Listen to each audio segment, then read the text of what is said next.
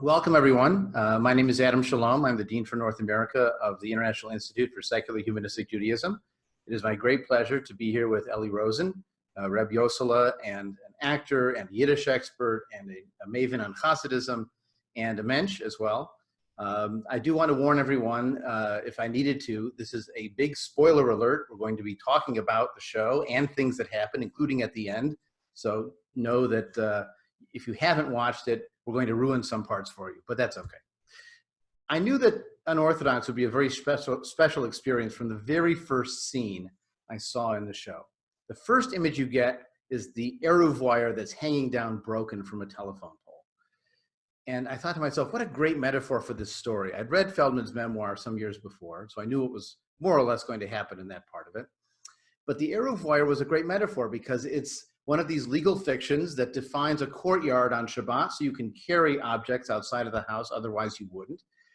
There's nothing physically real about the Eruv. It's not electrified, there's no force field. It doesn't stop you from going past it, but it's a social reality. It's something that people believe as valid and binding on themselves. And so the fact that it was broken on one level prevents some people from leaving, but in other ways facilitated Esti breaking out and going on in her own direction. And of course, the series ends with this tremendously powerful breakthrough moment for Esti herself when her voice breaks out of this small frame, this huge voice comes forward. And what she does is she takes her Jewish experience and her personal experience and belts it out at full volume and full emotion in a public space, but traditional Jewish language that was sung at the wedding. So it's this wonderful blending of her Jewishness, her heritage, her individual story, and the human desire for freedom.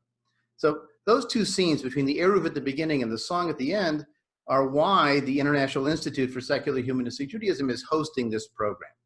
The communities and individuals in our movement celebrate Jewish culture through a person-centered philosophy, which means we rely on human knowledge to understand the world and ourselves, human power to change the world for the better, and human responsibility to take care of each other.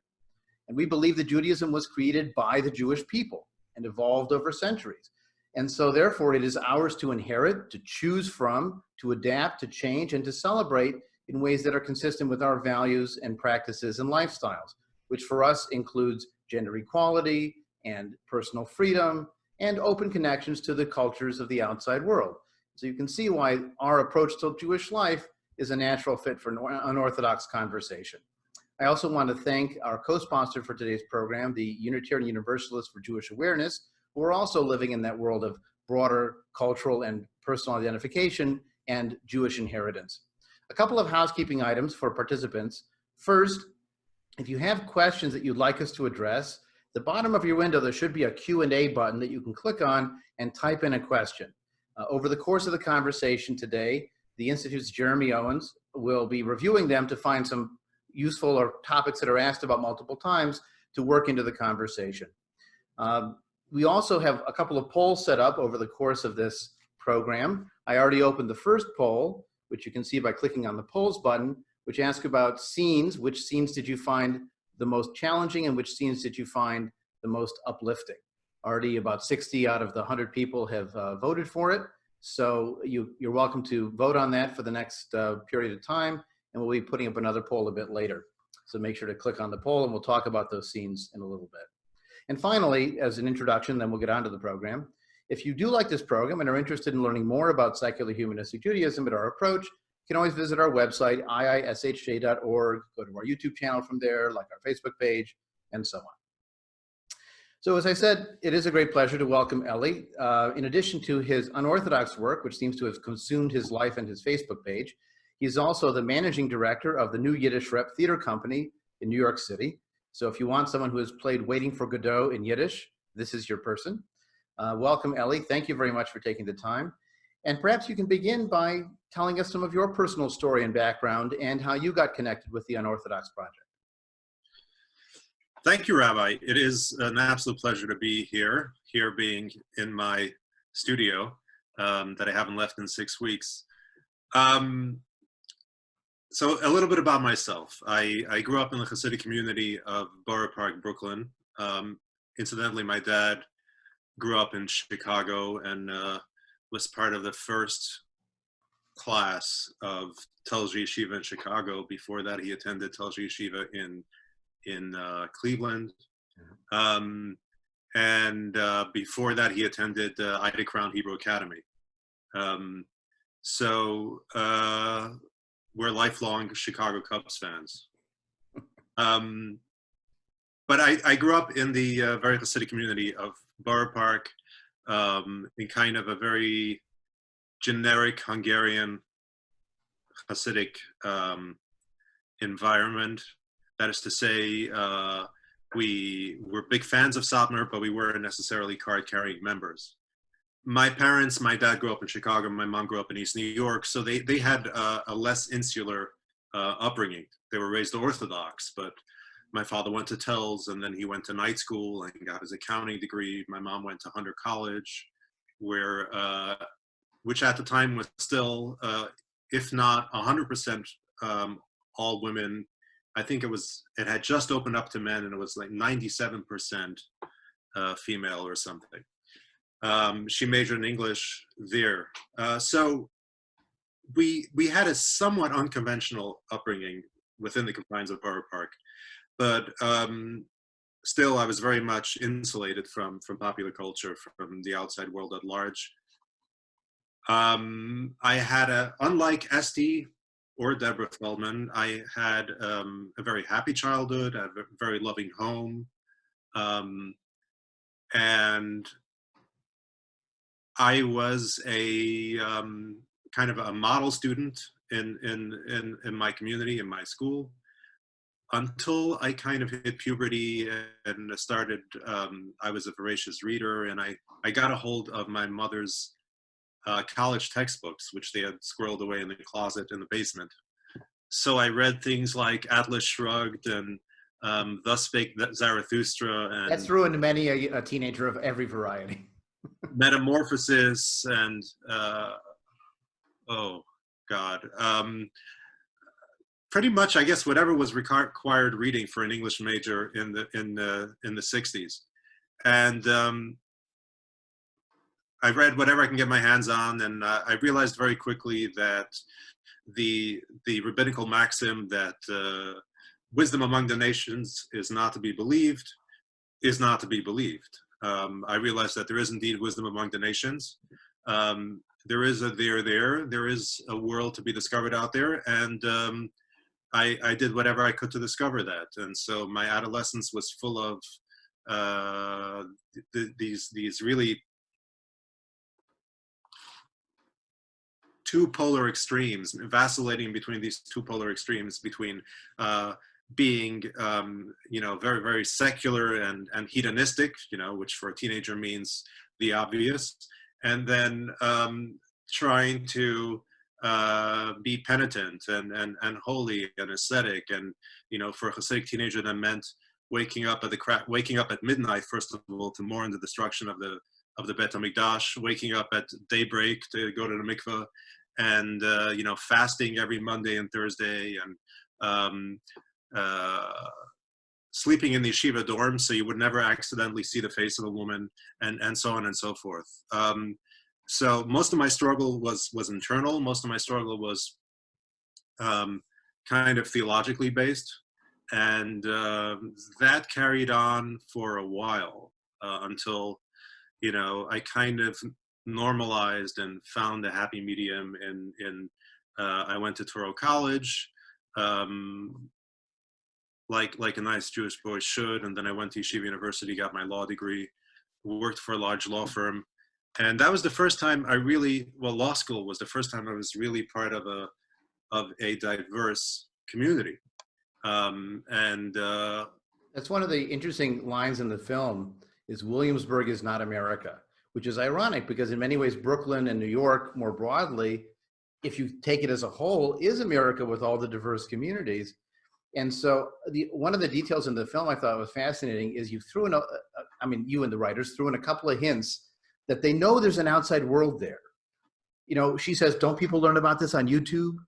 And he knows what internet is, and he knows what a smartphone is. He thinks it has all the information. She asks the internet, is there a God? And so it's not like, there was a rally, I think it was in 2010 in Citi Field.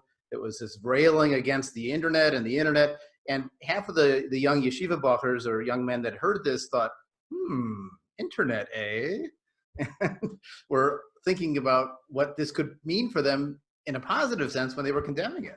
Yeah, there's this very interesting disconnect between, and this is actually an interesting pedagogical discussion. But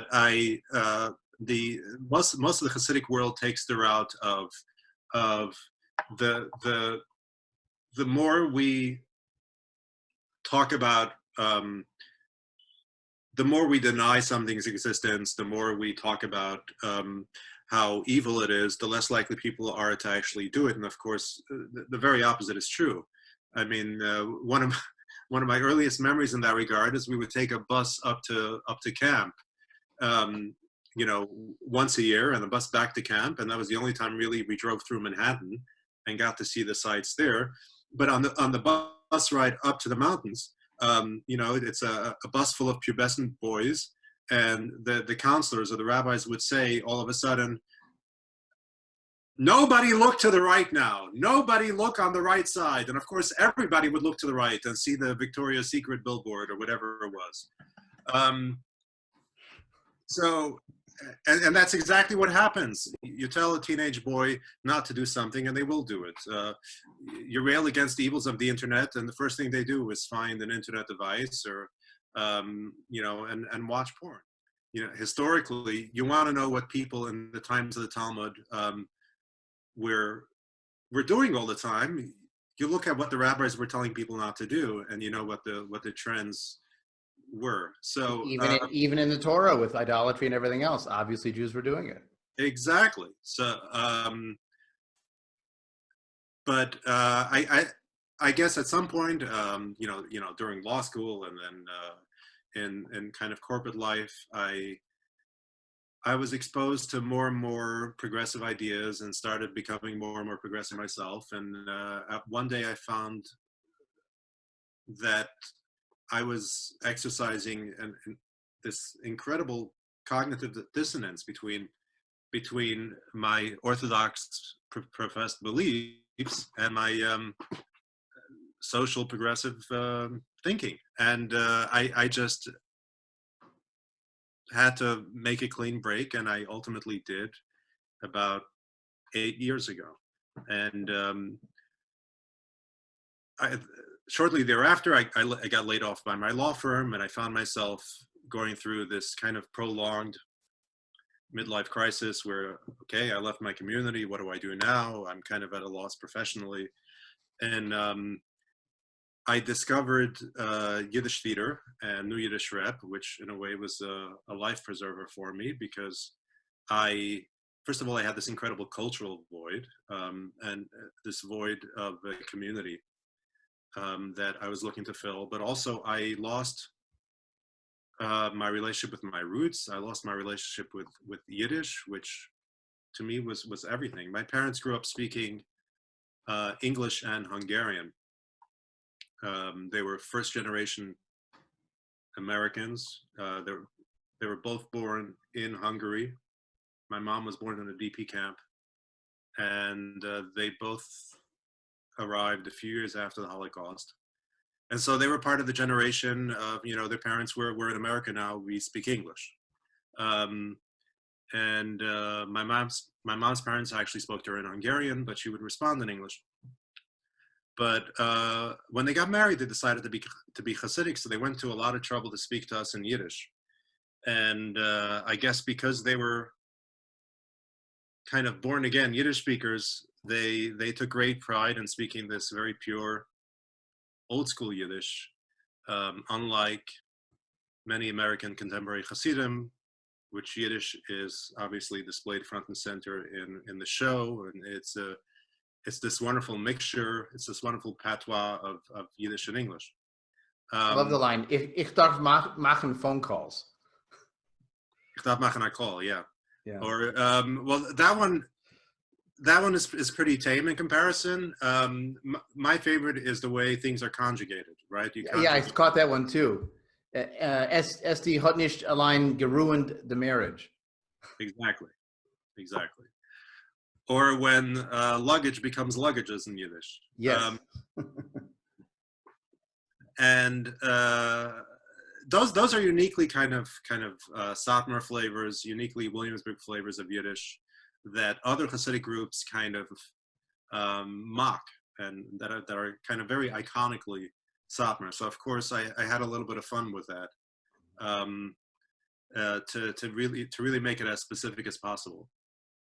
But like I said, I was kind of lost, and I really was lacking direction. But then I rediscovered this wonderful world of Yiddish art, of Yiddish literature, of Yiddish theater, that in so many ways was written by people with very similar experiences to my own.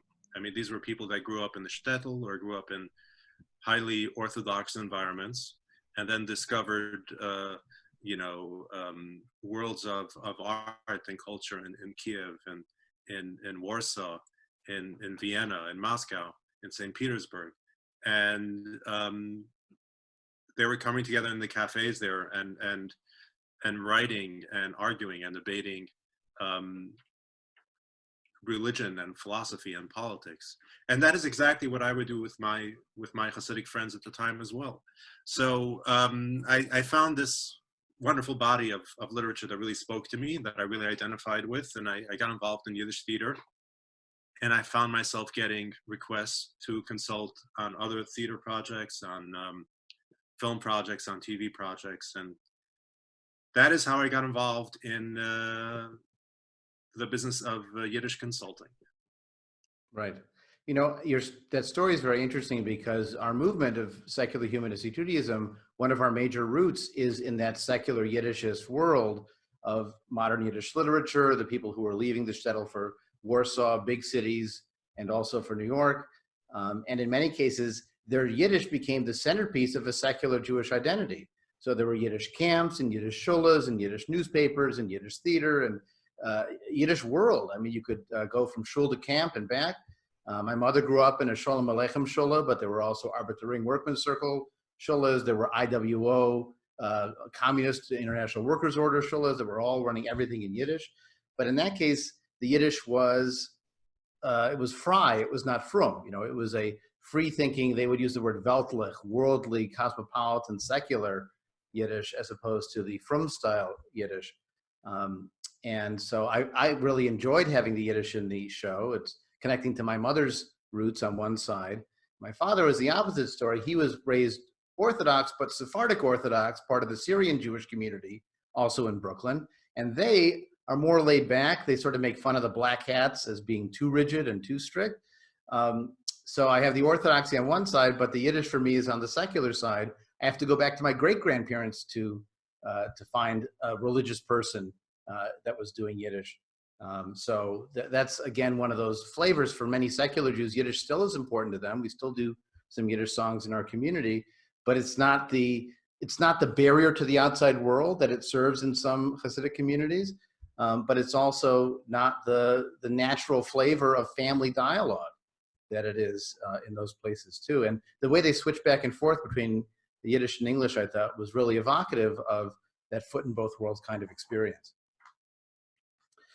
So one other inside joke part of the show I wanted to dive into is how much of traditional Jewish life you were able to work into the story. When I say you, I mean the collective voice, you guys. You had the Shabbat Eruv Wire I mentioned. You've got a Pesach Seder, Passover Seder. You've got the wedding. You've got prayer practices, family purity law. There's even a glimpse of death and mourning practice after again, spoiler, the grandma dies. And in Deborah Feldman's memoir, Unorthodox, which was written in 2012, you could have an aside saying, the Eruv Wire is what defines Shabbat for carrying and so on. But when you have a movie, unless you've got a director's like DVD track with the commentary, it doesn't flow as smoothly. It interrupted all the time with those footnotes. And I have to think also, some of those things were familiar to liberal Jews, more secularized Jews, but some of them were totally foreign even to Jewish viewers, let alone non-Jewish viewers watching them. For example, I'll share an image of one of these scenes that really jumped out at me as being strikingly different. This is the Passover kitchen, where Esty is surrounded by aluminum foil everywhere. Um, and she looks like she's on some kind of alien planet or something, or a spaceship. So maybe you could talk a little bit about, first, the halakhic background to this particular tradition about the foil in the kitchen, but secondly, the movie design choice for this particular scene, and also the choice to include some of that more traditional material. So I gotta say, this is one of those things, first of all, that wasn't really pre-planned. There are scenes that I flag right away when reading the script and discuss with the writers and discuss with the director, and we kind of have a plan going in how this will take place. And then there are other scenes that are not immediately obvious, either because I kind of glossed over it in the script, or because there are changes in the writing and how the scene will be filmed. The Seder scene was written and rewritten several times, and originally I don't think there was a kitchen element to it. So basically, this all kind of came together the day of filming. We get there on set, and you know, we spend hours kind of setting up that magnificent Seder table, much of which I shopped for in Williamsburg, including the Seder plate, which I found kind of just sitting out of a box, just like on the bottom shelf somewhere, and it was all dinged up. And the guy's like, "Oh, this is a floor sample." I'm like, what kind of discount did he give me? Sold. But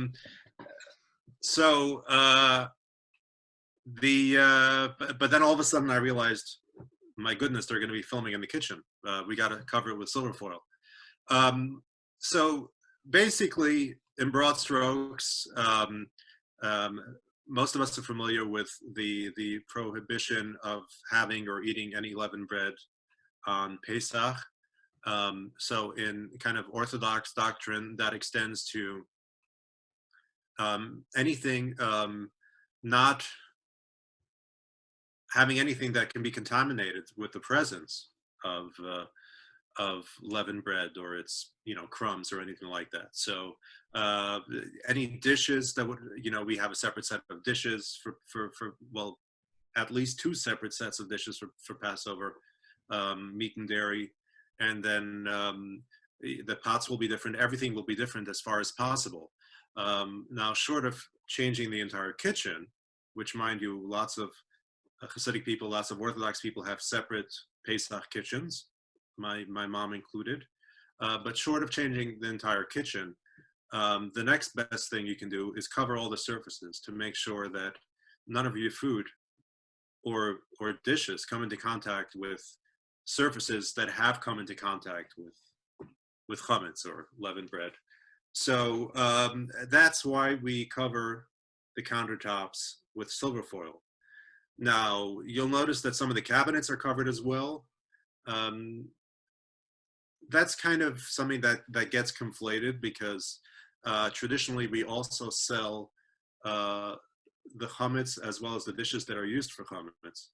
And those are locked away in cabinets, and the cabinets are covered to indicate that they're not for use and that they're sold. Since you're already covering things with silver foil, people kind of go crazy. There's also this wonderful tradition when it comes to, specifically when it comes to Pesach, to Passover, of going above and beyond, and being stricter with laws of kosher and the laws of food preparation than you would be all year round. This is I read about a tradition of buying new shoes on Pesach that was tough to get people to give up in the recent distancing rules. Yes, that is related as well. But mostly it stems from Kabbalistic and Hasidic concepts of chametz, of leavened bread, representing the evil inclination. It represents the ego. It represents hubris, right? The dough rises because it's filled with hot air, the same way that ourselves are filled with hot air, and so it's symbolic of cleansing yourself of those bad traits and bad qualities, and submitting yourself to God. So because of its symbolism, people really go overboard with things that relate to chametz and cleaning. I mean, that's why people clean. My mother starts Pesach cleaning right after Hanukkah. And that is the tradition of many people. So really, there you cannot do too much when it comes to Pesach. So I think initially I told them to just cover the countertops, and then the set decorators had so much fun with it, so they just covered everything, including the chair that Esty is sitting on. Which granted is a little bit overboard, but then I justified them in my mind by saying, well, they might have used the chair for overflow, countertop surface, and they might have done something food related on the chair. So in that case, it should actually be covered with silver foil. But they really had fun with it. I think the set decorators said something about it looking like the inside of a spaceship. And they really like the aesthetic of it. So it's just another day on the set. Yeah. Well, but also it demonstrates this balancing act that liberal Jews have today, and certainly secular and humanistic Jews have, of having this inheritance that's wonderfully detailed and has all these particular observances. And some of them we've continued and find meaningful, and some of them we find foreign and distant and nothing we're interested in, whether it's the hassle of the foil or, as we'll talk about, the patriarchy and some of the other problematic aspects that Esty has to grapple with. I can't say they're not Jewish. They're obviously Jewish, but they might not be part of my Judaism that I've chosen to celebrate. And that's why, again, I thought this film was really articulate in giving all that vocabulary. And so even liberal Jews could see, oh, I see which piece. We kept the ring on the finger in the wedding, and we do the glass breaking, but we don't do this part. And so they could find elements that are similar. Also, to highlight the fact that it's not that Orthodox and ultra-Orthodox practice hasn't evolved also. It has changed. It just claims it hasn't changed. That's an important distinction. Absolutely. It is unrecognizable. I mean, if somebody, well, first of all, Orthodoxy didn't really exist until, certainly not under that name, until it was really a reaction to the early beginnings of Reform Judaism. Right. Until then, there were no defined denominations. You were just Jewish. You might have been practicing or non-practicing, maybe. I mean, in the big cities, non-practicing was an option. In the shtetl, it wasn't even an option. There was only a kosher butcher. There was only you either went to church or you went to the synagogue. There was no choice when it came to religion. But certainly Orthodoxy as such didn't exist 200 years ago. Anybody who was alive then would be back now. They simply wouldn't recognize Judaism. The Baal Shem Tov would not recognize the state of Hasidic Judaism today. It's all grown and evolved beyond anything. Feldman even mentions in her memoir that her bubby didn't originally shave her head. That when they were first married, she could just wear a hair covering or a wig. And then that was an innovation at a certain point. And there's a book that came out a few years ago that talked about how Hasidic authorities have discovered Photoshop and have gone back and have lengthened the sleeves on the pictures of the Rebbitzins, the rabbis' wives of earlier generations, to make them fit with the current standard and not what they were. So my parents have done that with portraits of my grandparents. Really? There's a portrait of my grandfather without a yarmulke. They added a yarmulke to it. There's a portrait of my grandmother with a lower neckline. So Trump didn't invent it with the Sharpie then. You can go back and re-edit history with the Sharpie in other ways. Exactly. Revisionism is live and well in the Hasidic community. Yeah. And I mean, the irony is that they're not even aware of it. They firmly believe that this is the way it always was. I mean, I've watched, from my vantage point, because I have left, I see how much it has changed in the last 20 years. But when you're inside, you don't really see the fundamentalism creep that's happening. Well, I'd say lahavdil, make a distinction, but it's like 1984. We've always been at war with East Asia. We've always done it this way. Exactly. So I wanted to get into some of the critiques, let's say, of the show that have come up and give you a chance to talk about that a bit. And then we'll switch from kvetching to kvelling and talking more about the positive. And the complaints have sort of come in opposite directions. On one hand, you'll get people who say, well, how accurate is this show really? One of the questions in the Q&A. And by the way, if you joined a little late, we're not going to be calling on people with hands raising, but you can ask questions by typing in the Q&A and we'll work them in to the conversation. One of the questions was, is the documentary One of Us, or is the show as it's depicted in Unorthodox of this sophomore world, how accurate is it anyways? I mean, I had one person in the Facebook post we boosted to promote this event say, I love this documentary. And I said, it's not a documentary. It's a fictional drama here.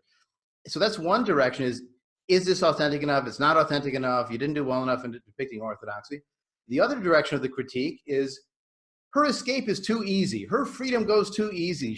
You should have talked a lot more about custody issues and language issues and education and not having any money or assets, not getting cultural references. You know, if one of her friends had said, well, you've left the dark side of the force. And she would have said, what? She would have no point of reference for that cultural reference that everybody else would know. You know, so, and maybe the most unbelievable scene of all, I have to share the image of this one, is when she goes clothes shopping, she manages to find the perfect fitting pair of jeans the first time. I'm told by women I trust that is impossible to find the perfect fitting pair of women's jeans the first time. So can you talk a little bit about this critique in both directions of it wasn't authentic enough in terms of how hard it is to leave and how strict it is, versus you got a lot of details wrong, and how accurate is the Hasidic part of the story? So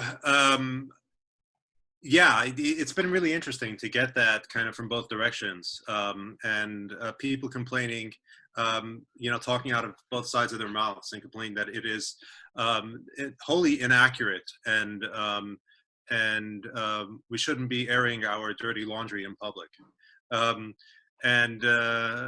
I mean, I think a prime example is there was a piece in Forward by I believe his name is Eli Spitzer, a Hasidic educator from London, I believe, or Manchester, I forget, who writes that I think the headline is that the sex scene in Unorthodox is a scandalous libel.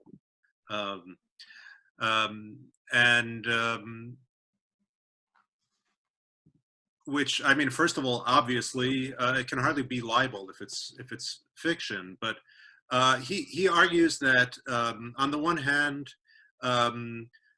Hasidic couples have much better sex than that, and this is kind of, you know, Hasidic couples having bad sex is an anti-Semitic trope for some reason, and at the same time complains that we should have spent a lot more time talking about things like sex abuse and kind of much more worse and scandalous problems within the community. Now, we spend a lot of time in the writer's room agonizing over what problems to focus on, what problems to address, what not to address. And we came to the decision fairly early on that the story in and of itself of her leaving is scandalous enough and difficult enough to explore. There is no need to tack on and make this a comprehensive expose of the Hasidic community. So we definitely made a conscious choice not to, you know, throw in for good measure issues like sexual abuse and cover-ups of sexual abuse in educational institutions, you know, issues of you know, financial fraud and white-collar crimes that may or may not be prevalent, and all the other stuff that makes the headlines. I mean, that would just be gratuitous, and that could indeed foment anti-Semitism, certainly if it's done gratuitously. So and part of the point is it's her personal story and how it relates to her, and that would have been beyond the... Exactly, and that's kind of the other part that people fail to appreciate. I mean, this is a story about a woman who leaves. Obviously, her experience is different from that of the norm. Her experience, her environment is obviously less happy and more tragic than that is normal, and her marital relationship obviously does not reflect the average marital relationship. And that can't be overstated. Now, at the same time, it is a story about a person who left. It is not a story about the whole community at large. It's not the story about the people who didn't leave, and it's not the story about her family and how they were affected by her leaving. This is primarily a first-person subjective experience. And all stories are important, and all stories need to be told, and so on and so forth. And of course, when writing any piece of drama, you're always encountering these creative decisions. What do you focus on in 4 episodes? There is so much story to tell, so little time to tell it. I think there was a creative choice among the writers and the creators of the show to, on the one hand, make the Hasidic side of the story as authentic and representative as possible, and on the other hand, portray a very aspirational version of Berlin, and a very aspirational version of her leaving. Because yes, it's a story of struggle, but it's ultimately a story of triumph. And obviously we had to collapse so many steps of leaving into minutes of screen time. So I think we do address, although very, very briefly, but we do address kind of many of the common issues of leaving, the kind of the pushback from the community, custody issues, fitting in, being a fish out of water, all of that. We just really collapse it into a few short vignettes. But that's just a creature of the art form, and that does not really reflect reality. Well, and one of the artistic choices that you made, and we're going to check in with some of the questions from the Q&A in just a minute, was how they were able to contrast episodes or scenery. So some examples that really jumped out at me, when Esty goes clothes shopping for those jeans and everything else, is when Yanki and Moshe are putting on their prayer shawls and their tefillin, their prayer attachments to do their davening, and covering up the woman image in the room so that they can do that in an appropriate way while she's getting dressed in what they would consider inappropriate clothing. Or you have the apartment building in Williamsburg, which is this big blocky brick building, versus the modern apartment that Leah lives in Germany, which is bright and open and airy and a creative modern design. You have the dancing at the wedding juxtaposed with the dancing at the nightclub. All kinds of examples. She gets an ultrasound when Yanki and Moshe are visiting a cemetery. So there's really these wonderful, life, death, modernity, the old world kind of contrast there. And just to give people a last chance to answer the poll about your favorite scenes, we're going to talk about those in a minute. But I was going to ask Eli, what were some of your favorite here and there kind of contrasting moments in the series? Well, I think one that comes up a lot that really strikes a chord with a lot of people is the 2 mikveh scenes, or the 3rd mikveh scene, because Jeff's character Moshe also immerses in the Spree River in Berlin, and the juxtaposition of kind of her shaving her head, although this isn't really juxtaposed, it's kind of the series is bookended by it. Her head being shaved and him cutting off his payas. For me, that is probably the scene that is the most evocative, because as a teenager, when I was 15, it was after my grandfather had passed away. They lived in the apartment beneath ours in a multifamily dwelling, and the apartment was vacant. And I went downstairs, took some of his clothes, went into the bathroom, cut off my payas, left my yarmulke, tzitzis, and payas in a pile in the bathroom, and ran away from home. When I came back, in order to save face, we still had the hair left over from my hair cutting ceremony, from my upsharon. When I was 3 years old, my mother had saved that hair. So she actually made payas out of that hair. And I would glue it on every morning to go to yeshiva. And well, of course I had to do that dressed, in character as well. We applied payas every day and makeup. So there are a lot of very interesting and strange parallels to my own life. But that scene with the payas cutting, it was just a very, very emotional scene, very fraught scene, fairly complicated to shoot. We were worried. We had, I think, one spare set of payas for him, but we were hoping to get the payas cutting in one take. Watching that unfold behind the camera on set just never gets old. Yeah. And we'll talk more about the head shaving, payas cutting in a minute. We talk a little bit about the Holocaust resonance. But first, I want to get to our Q&A and ask Jeremy. Jeremy, could you share with us a couple of the questions that have come up in the Q&A comments? Absolutely. What is your relationship with your parents like today, Eli? And what's your story? I guess you sort of touched on it, on breaking away from the community. Did they accept the break? How did that go? Well, I got to say, my parents have, really surprised me over and over again by their capacity to accept me unconditionally. I never really expected that. I never could have hoped for that. I have an incredible relationship with them. It is strained at times. It is fraught at times. They don't condone my lifestyle, so to speak. But they truly do love me, and I'm really blessed to have a relationship with them. I talk to them almost every day, especially these days.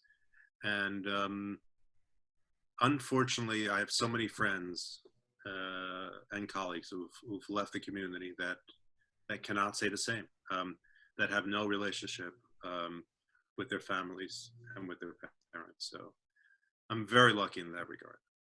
That was one of those really hard scenes when she calls her grandmother, the one person whose picture she took with her, even out of the frame so she could bring it, and click. And that was just, that gets you in the kishkas, in the guts. Jeremy, another question maybe? Was there a reaction from the ultra-Orthodox community to the film? Have they been able to watch it? What is that?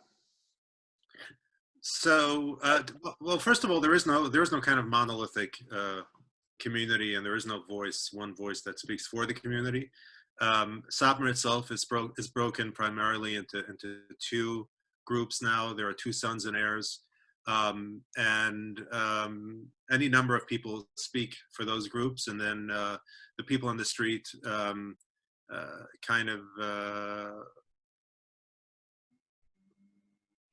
speak for themselves. So you're not gonna hear really a unified voice. That being said, the vast majority of Hasidic communities don't participate in popular culture and are offended by its very existence. And they certainly don't want to be portrayed by popular culture, and they don't want to be participate in it in any way, shape, or form. So, most of them won't watch it, are not happy that there's any kind of representation of them in it, either good or bad. They also tend not to appreciate nuance in storytelling because the art form is so foreign to them. Stories in Hasidic culture and Hasidic folklore involve very, very clearly defined heroes and villains. There are no complex characters. That being said, there are many, many, many people within the community who manage to consume popular culture, whether it's because they have an unregistered non-kosher phone. It's become very common now that people have two phones. They have a kosher phone and a non-kosher phone. You need a kosher phone to get your children registered in the community schools, and they have a regular, unfiltered, internet-enabled phone for everything else. For gambling. For gambling. But even those who don't have kind of unfettered internet access or don't have Netflix or things like that, they use WhatsApp and they use Telegram, and apparently people pirate whole TV shows onto Telegram. And I've been made aware of the fact that Unorthodox has been going around the Hasidic groups on Telegram. So people do get access to it, and I'm getting a lot of messages from people inside the community that thank me for my work, that appreciate the show, or appreciate the awareness that it raises, appreciate the attention to detail and the nuance in portraying the community, and really kind of identify with the characters and relate to them. And obviously, these are a very self-selecting group. These are the people who do watch these things, and are, by definition, a minority and do not represent the community at large. But they exist, and they feel seen and heard, and that's a beautiful thing. And it's never stopped anybody not having seen a piece of art to complain about it. That happens all the time. Absolutely. So I wanted to share the results of our first poll. Which scenes did you find the most challenging? And you could choose more than one. The winner by a nose was Esti's head being shaved. And I particularly was struck by the sharp cut from, they actually hold both hands and start dancing in the wedding, and you actually get a bit of optimism, and then bam, the cut is right to the razor flying and it's shaved. The grandmother hanging up on her, the experience in the marital bed with Yankee, those are all the top answer getters, but also Moshe giving Esti the gun, and the other two we mentioned were Yankee cutting off his payas and the wedding. First of all, I'd be really curious to know what the demographic breakdown, specifically the gender breakdown, between the people, those answers. I don't know if I enabled that. I think I allow people to answer anonymously. So. Just kind of as a thought exercise. But personally, obviously, those are the two.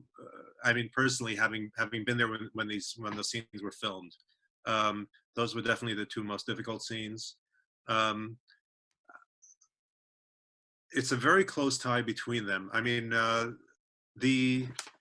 our first day of shooting consisted of the mikveh scene. That was the very first scene that we shot, and the second scene we shot was Esti's being shaved. And I still, I'd already gotten to know Shira at the time, in her kind of personal, very vivacious, very warm personality, but I had barely gotten to know her as an actor. And everybody was very concerned. She had this just long, gorgeous, beautiful hair, and she was shaving her head for the first time, and obviously we had to do that. We had to get that right. We had to get that in one take. And the character who plays her aunt, Malka, my very dear friend Ronit Sandler from the Yiddish Rep, she was shaving somebody's head for the first time. So she had to do a few practice dry runs, and the head of makeup showed her how to use the machine and so on. But it was the very first scene we filmed in that soundstage, because the mikveh was filmed on location at the mikveh. And you could hear a pin drop. Well, actually, all you could hear was the buzz of that machine. Mm-hmm. Then I'm watching the monitor, and all of a sudden I see Esti's face close up. And she is so tremendously talented as an actor. I thought it was real. I didn't think she was acting. I couldn't imagine it. And I came very close to yelling, "Stop. Right. This is too much. You're hurting her." Well, the echo for me was the Holocaust, the shaving of heads in the concentration camps. And honestly, the cutting of payas also was something that was done to mock Orthodox Jews in Poland and so on. And but yeah, that shaving scene, I thought to myself, I said to you when we first talked about this program, they're doing it to themselves. This is something that was done to them as to cause suffering, and also, lice control, whatever. But they're now doing it to themselves, and that sense of blaming themselves comes out in the Holocaust conversation at the Passover table, and all kinds of other echoes in the story. And this is a perfect example, I think, of internalized misogyny, because if I'm not mistaken, this is a custom that began by women, and it's women doing it to other women and perpetuating this custom. I believe the origins of it are, it's just, there was one super pious woman who took that story from the Talmud very literally about the walls of the house not seeing a stray hair. There's a famous story with Hannah, who had 7 sons, and all of them were all of them gave their lives. During the war with Hellenist Greece, and they sacrificed themselves rather than bow down to the idols. She was asked, how did she merit to have 7 such holy sons? And she said, because the walls of my home never saw a stray hair on my head. Hmm. So, of course, the only way to ensure that is to shave your head. Right. I think the Zohar also speaks about the importance of it, and kind of the holiness of a woman's hair, and how they can therefore never be seen. So this is self-imposed. This is a kind of a special kind of self-imposed misogyny, and it's interesting because I was having this discussion with a friend of mine, Frimit, who is a writer, and she herself left the Satmar community as well. She told a very different experience. When her head was shaved before she got married, it was very matter of fact. It was very routine. She doesn't remember crying. She doesn't remember having kind of any extreme emotion, because she grew up knowing that it would be done. In fact, she didn't think it was possible not to have your head shaved. Everybody she knew shaved their heads when they got married. It was just a rite of passage. Right. So it wasn't necessarily that traumatic for her. What was traumatic for her was that when she was starting to modernize and was very close to leaving, and stopped shaving and stopped going to the mikveh. And so that's the other piece of it. As long as you go to the mikveh, the supervising woman at the mikveh sees you and will know if you stop shaving your head. You don't go to the mikveh, you can get away with it. Right. She didn't go to the mikveh, she got away with it.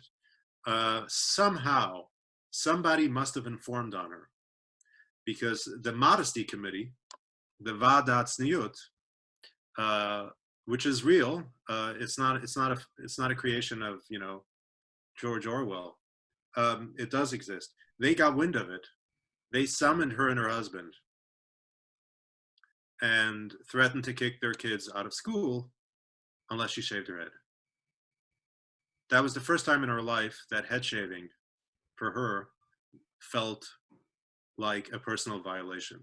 Well, that's one of the questions that came up in the discussion, but also one of the quotes that I thought rang false in the movie. It's when the piano teacher tells her, well, these rules are imaginary. And it's the naivete of the outside world that says, oh, the Eruv is just in your mind. What's the big deal? But when it's the society, your family, your friends, your employment, your housing, your community, your memories, your guilt, I mean, it's everything. And to just think, oh, it's imaginary. Well, money's imaginary. We just arbitrarily have assigned value to green pieces of paper. But they're real in a social reality, and it's not that easy to just imagine it's not there anymore. The most moving scenes, uplifting scenes, people highlighted Esty visiting the lake and removing her wig. You already highlighted that's like a second mikveh experience. The musical audition is also very high, and reconnecting with her mother was thought to be a really important experience. So I'm going to launch now our second poll, which is on memorable quotes, which you'll see some examples there. Some of them we've talked about, some not yet. You can jump in and answer questions to those as well. And I wanted to get back to that topic about the Holocaust, because there's all kinds of echoes of this. And the interpretation is so different from what a secular Jew would do. You know, many secular Jews were secularized because of the Holocaust. They saw what happened and they say, well, there must not be a cosmic force that intervenes in the world and could have prevented something like this. Or if there was and he didn't, then he's not worth praising in the way that our ancestors did.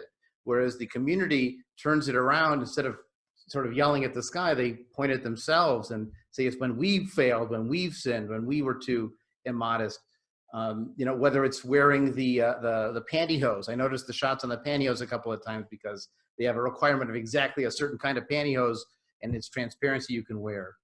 The fact that her freedom bath is in Lake Wannsee, which is where the conference was held to cause the final solution. Or even the detail that when she went in the nightclub, they didn't put the mark on her hand. They put the mark on her forearm. So when she shows her forearm at the club, it's what gets her in. But the fact that they marked the forearm where they would have put numbers and tattoos and so on, I thought, and she gives a special look at that moment when they're scanning this thing on her arm. I'm wondering if that's echoing in her mind. It may have been just a coincidence, but that's the beauty of postmodernism. We get to read out whatever we want in the document. But maybe you can talk a little bit about the Holocaust resonance in the story. I mean, Berlin's not an accident in terms of the place to go. No, it's not an accident. So the two co-creators of the show, Anna and Alexa, are you know, they partnered up and formed a production studio, and they had both always wanted to write a story about being what it is to be Jewish in Berlin and dealing with your identity and dealing with the history and past of the city. Anna grew up, I believe, on Long Island, but she's been living in Berlin for 20 years. Alexa grew up in Berlin and has dual citizenship, and she's been living in LA for some time now. But both have really been affected by being a Jewish Berliner and have very strong feelings about it. And they've always been looking for the perfect vehicle to tell that story. So when they met Deborah Feldman, after Deborah had moved to Berlin, and their children were enrolled, Anna's children are enrolled in the same school as Deborah's son. They're classmates, they're very good friends, and that's how they met. That's how they got to know each other. They realized they had the perfect vehicle to tell that story. So it was kind of always meant to be a story about what it means to be a Jew in Berlin. So all those parallels are very much premeditated. I don't know about the stamp at the club. I think that might have been kind of a more cinematic choice. I don't think that's in the script, but it's been a while, so. But certainly everything else. And there's just so much to mine, so much material to mine there and unpack there. I mean, everything from the comment that Jeff makes, I'm sorry, that Moshe makes, Jeff's the actor, at when they're checking in at the hotel and they're talking to the concierge and he says, "Shalom, we're always happy to welcome guests from Israel." And he says, "Zionists, Fe, we're from the United States of America." The Alexa, our writer and co-creator, would get emails from the producer, the German producer, saying shalom. And she always had this kind of reaction, you know, first of all, we Jews don't walk around greeting each other shalom, you know, outside of Israel. And why are you speaking to me differently than you would speak to anybody else? This is a work email. Stop patronizing me. And I think we all can relate to that. I mean, I've had it in my corporate life. I'm sure many of our audience members deal with that on a regular basis too. And so there are a lot of these kind of moments, or it's the wonderful clash of cultures between Esti and Yael, right? Between the Hasidic Jew from Williamsburg and the secular Jew from Israel, which in a sense, epitomizes the Jewish experience in Berlin. Berlin famously is a haven for Israelis, and obviously, and Israelis tend to have a much more laissez-faire attitude with respect to the Holocaust, with respect to kind of their heritage and their past, than their American counterparts do, certainly than their Hasidic counterparts do. Right. So there's a lot of nuance and a lot of layers about what it means to be Jewish in the modern world, the kind of different flavors of Jews, and that I think are much more universal and not necessarily specific to Esti's story or to Deborah's story. Right. I wanted to, I have a couple other topics I want to make sure we hit on, but I want to come back to Jeremy and see if there were other questions in the Q&A box that jumped out at you as particularly interesting or relevant for the conversation. How involved was Deborah in the making of the show? What was her involvement? Yes. Well, creatively, she wasn't involved at all. I was hired at the very kind of first stage of writing to kind of, in a way, speak for her. I mean, traditionally, producers don't like to have writers involved. They're too close to the material. There's a lot of kind of poetic license that people take with the material. And when you're that close to the material, it really doesn't bode well for the project and creative freedom and so on and so forth. And obviously there was a decision, both for practical reasons. I mean, this is a German production. So they wanted to put her in Berlin much earlier on in the story. Anybody who's read the book knows that Deborah spent many years in New York and kind of going, wandering before she actually gets to Berlin. So it was a very deliberate choice to bring Esti to Berlin right away and tell the rest of her story there, because it was meant to be a vehicle for that. So Deborah wasn't really involved. She did visit the set and kind of offered her thoughts on, different things, but creatively she didn't really have any input at all. I know that, for example, that Shira was deliberately kept from her until she really settled into her role, because they did not want, as an actor and as a director, they made the choice that she's better off forming her own character and not being influenced by reality, because it is a fictitious character. What projects do you have coming up, you personally? Well, I can say that I'm working. I hopefully will be working on another series that will feature a lot of Yiddish, by another big network, with some major actors involved. So look out for that. I'm not sure when we'll be able to start shooting. Hopefully by midsummer, but we'll see. It does not involve the Hasidic community, though. Great. So let's talk for a little bit about music in the series, because it plays a really important role both in the Hasidic life before leaving and after her exodus. I use the word exodus on purpose because Deborah Feldman actually wrote a second book called Exodus about the next stage of her life, and some of the questions have been, what happens next? Right. And at least in Deborah's life, you can read her memoir about that. Esti's life is a different question. We'll come back to at the end. But let's talk about music, because there are all these wonderful music scenes. You've got the men singing at the wedding. You've got Yankee mentioning that he used to sing with his family. There's at the nightclub, there's that kind of music, which has classical and techno. You've got the conservatory. You've got a girls' choir at a church.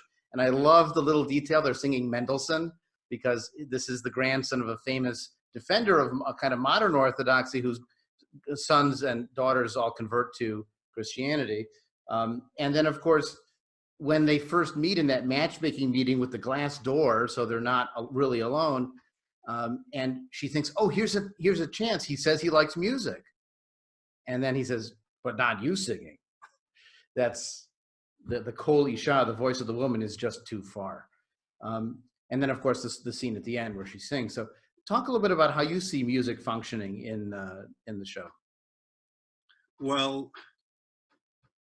so obviously, I mean, the motivation behind that was, I mean, they needed to find a hook in fictionalizing Deborah's story. I mean, Deborah is a writer. You know, what can we think of that's similar but different? But obviously, music is much more symbolic. I mean, in much like a writer, it provides a voice to people. It provides a voice to people that are otherwise voiceless, that are otherwise unheard and unseen. Especially in Orthodox Judaism, and it's especially apt because the woman's voice is literally banned, not only figuratively. I mean, today, if you have any familiarity with Orthodox publications, women's photos of women's faces are always just censored in Hasidic publications. I mean, famously, they photoshopped Hillary Clinton out of the Situation Room when Osama bin Laden was killed. Yeah, that was actually, my brother was a blogger, is a Hasidic blogger, and he's the one who first publicized that photo. But I mean, now with the faces of the victims of the coronavirus, women get a candle, get a yahrzeit candle. Even in death, their faces continue to be erased.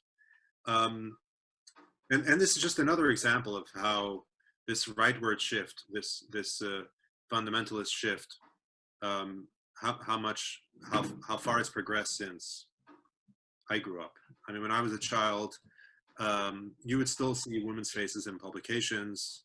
They had to be modest, you know, but it certainly they didn't go to the same extremes as they go to now. I mean, they can't even show a female doll's face. It gets censored sometimes. I mean, a 3-year-old girl's face. It's just absurd. But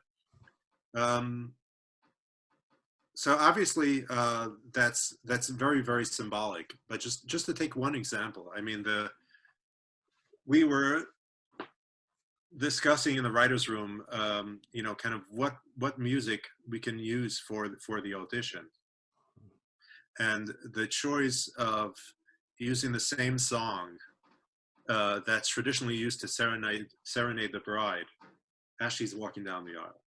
Now, obviously, the song is only ever sung by men. It's sung by men about women. And somebody recently described it to me really wonderfully, that it really epitomizes the male gaze. And it's a manifestation in song of the male gaze. So to have her sing that song is wonderfully symbolic on so many levels. And then, of course, Yankee is watching her sing that song, so that male gaze is kind of reversed, and you know, he's taken in by it. And well, it is tempting, isn't it? Indeed. There's also when he's walking with her on the river and he says, "Everybody can see your hair."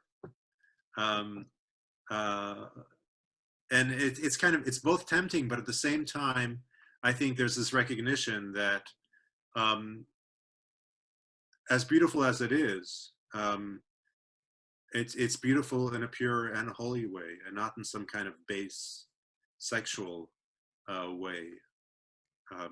Not that. Nothing wrong with that. Not that sexual beauty is base, but yeah.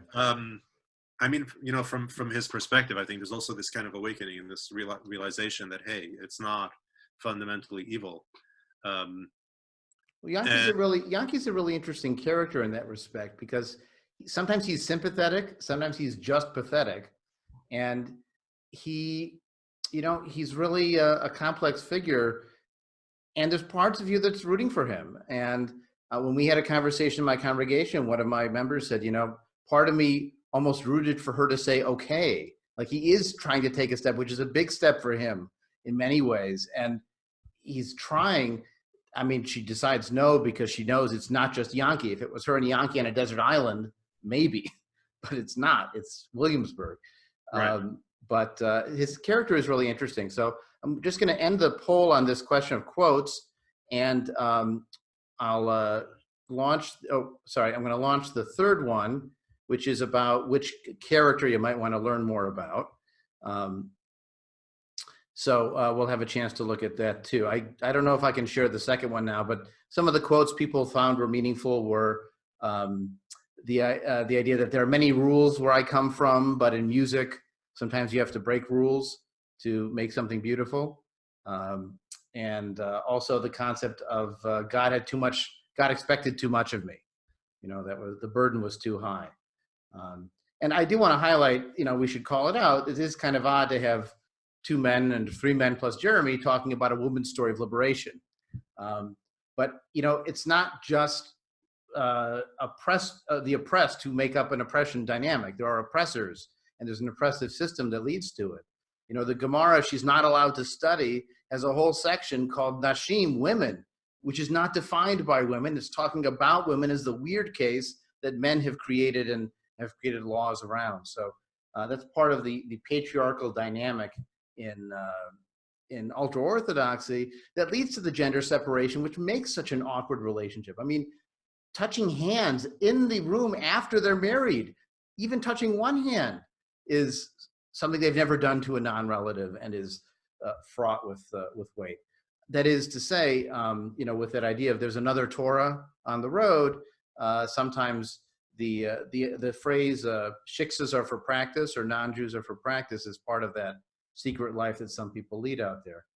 But I wondered if you wanted to add anything else about the patriarchy issue, either in real life or as it's depicted in the show, before we wrap up. Yeah, I guess, and this is something kind of that really permeates every aspect of the show. All the characters, they're all complex, and the reason why they're all complex is because they're all victims of the system. Perhaps the only character that's not complex and that is not a victim of the system is my character, the rabbi. He represents the system. He is the voice of the system, and all his lines about not letting people leave and presenting and being a bad influence, and the importance of staying on the one true path, and so on and so forth, are things that, of course, I've heard said to me. Or even his manipulative use of Moshe, where he says, it's like the Godfather. I'll make you an offer you can't refuse. If you find this girl, God will forgive everything, and you'll get your family back. I mean, but the irony there is, the subtext there is, obviously there's more than one way to read that scene, but certainly the subtext I was thinking of was that who do you think caused him to lose his job and his family? The rabbi did. There's no question.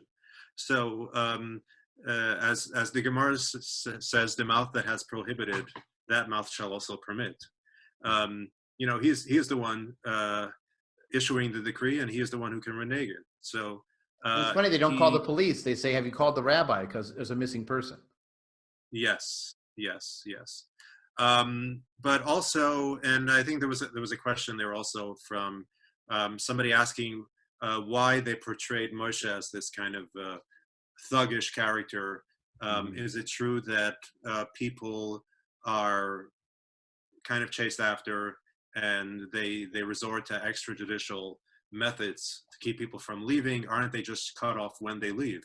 The answer is that depends, right? If somebody leaves by themselves and the family has written them off for whatever reason, or they're not the son of some great famous rabbi and there's really nothing much at stake, then yes, they just let them go and they cut them off.